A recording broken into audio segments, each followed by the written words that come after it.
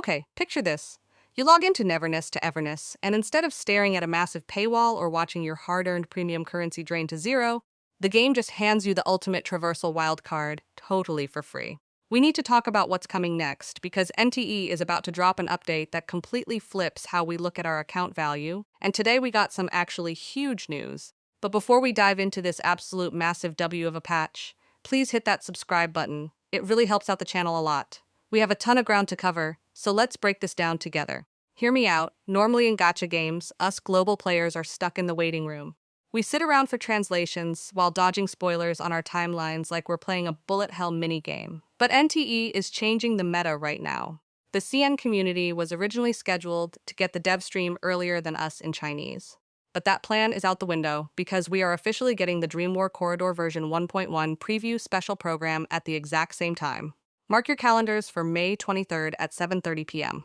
UDC +8. This is honestly a massive W for global players. We are getting the stream together as one community, meaning we get the drop on new information instantly instead of waiting for post-stream translations. By the time you're watching this video, the devs already sneaked in a brand new patch. I'm going to cover the high-impact account-changing stuff first, and if you want to skip the minor bug fixes, feel free to jump ahead. These are the hidden buffs that just make the game feel so much better. They finally fixed the issue where gliders randomly failed to deploy, which was super annoying during exploration. Traversal consistency just skyrocketed. If you've been grinding the pink heist domain, you'll be happy to know they brightened the overall lighting. Personally, I didn't think it was unplayable before, but brighter environments mean fewer mistakes and faster clear times, which is always better overall. Speaking of pink heist, they fixed a multiplayer bug where character models would completely glitch out if a teammate touched a laser. For all my drivers out there, they fixed a really weird wall snap behavior that was affecting the Regalia Griffin and Griffin Valente cars. Apparently, their wider chassis designs were causing broken interactions with walls, but that should be smooth driving from now on. Joan Mains, listen up. There was a bug where her ultimate, Final Reckoning, could incorrectly trigger the pack settlement effect under certain situations. That is officially patched out. Also, in Beyond the Rules, high-risk commissions had this awful bug where your player buffs would occasionally just fail to activate. The damage ceiling on your runs should be way more consistent now. Oh, and bosses literally getting stuck inside walls when they entered Phase 2? Fixed. Have you ever reached the target area for an anomaly commission like Psydaddy or Blood on the Cursed Blade, and the anomaly enemies sometimes just wouldn't spawn? This literally happened to me like 5 hours ago, so I am beyond hyped they fixed the spawn logic. They took the messy ARC terms, condensate, hybrid, and synthesis, and unified them all under one clean English term, condensate. No more menu confusion. As for the rapid-fire fixes, they squashed a bug in Zero's companion event where using a trial character would just completely block your quest progression. If your account was affected by this, you should be able to reassign your companion normally again after this update. Mobile players, your UI is saved. The Headless Rider boss HP bar will no longer disappear mid-fight. Progression issues for the Hidden Bird Enthusiast quest have been resolved. They fixed chase animations, company invitations, and some really bad clipping issues in the winter apartments. You will no longer get physically stuck after playing the drums on the home performance stage. Incorrect lighting in Sea Angler has been tweaked. Notification refresh issues in Beyond the Rails are gone. Some anomaly furniture bugs were patched up. And to top it off, we got a wave of general crash fixes and localization improvements. Honestly, this patch is just a massive wave of quality of life adjustments and bug fixes that we will always gladly take, especially the glider fix. All right, let's get into the absolute main event. We are officially getting the Porsche collaboration, which marks NTE's first ever real-world brand partnership. In fact, it's basically their first major collab ever. When gacha games announce a high-profile vehicle or character, we usually brace our wallets. But the biggest reveal here? You apparently do not need to spend any funds to obtain the Porsche vehicle, which is actually nice. According to the announcement, there's going to be multiple ways to get it through the event itself, including store requests, event currency exchange, login rewards, and a limited banner option. But for our free-to-play players, the collaboration story quest looks like the primary pipeline to permanently unlock the car, which honestly is probably the best decision they could have ever made. This isn't just a basic reskin. Visually, they absolutely nailed the recreation, bringing in the classic Porsche body shape, hyper-detailed headlights, the signature spoiler, intricate wheel details, and incredibly realistic surface reflections on the car model. Performance-wise, it is positioned to be one of the top-tier vehicles in the game, with really high acceleration, a massive top speed, and much smoother landing mechanics compared to most cars in TE. To push the immersion even further, NTE is actually utilizing official real-world Porsche engine sound files for the car.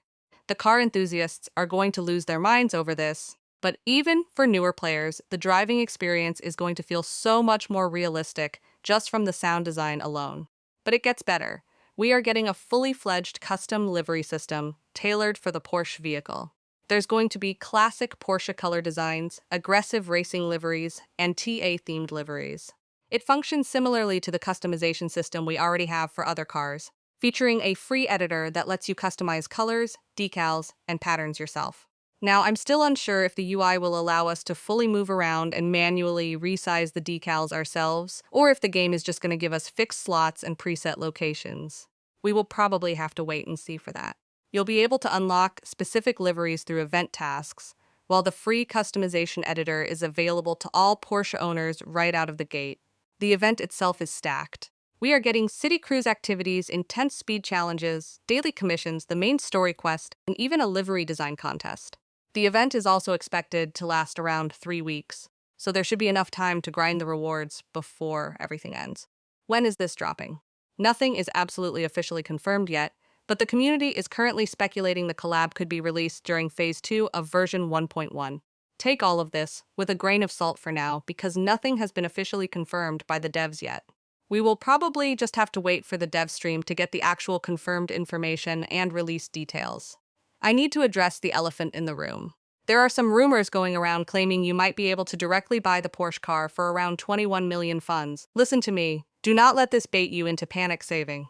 Apparently, that information is coming from sources that aren't fully trustworthy right now, so I wouldn't take that as confirmed at all. Plus, 21 million funds is actually crazy, and I think a price tag like that would make a lot of players quit. So please, do not listen to that. Furthermore, as of right now, we also don't know if whales are just going to be able to instantly obtain the car through spending real money, or if everybody is mainly going to have to grind it through the event. We'll have to see. But at least for free-to-play players, it does seem like we can obtain the Porsche by just doing the event quests and participating in the event activities, which is honestly the most important thing here. I think this collab gave us a pretty good idea of what NTE wants to do in the future with more real-world brand partnerships. If they are already collaborating with Porsche this early, we could easily see more car brands, fashion brands, or other collaborations added into the game later on. Personally, I would actually love to see some anime collabs, or maybe even something crazy like a woo-wah collab somehow. Imagine a dimensional or space travel themed collaboration between these two games. That would honestly be sick. So, I pass the question off to you guys. Do you guys actually like the Porsche collab, or would you rather see some other collab as well? What collab would you guys want to see the most in the future?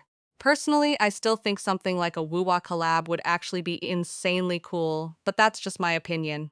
Anyways, let me know your thoughts down below in the comments, because I'm actually curious what the community thinks about this.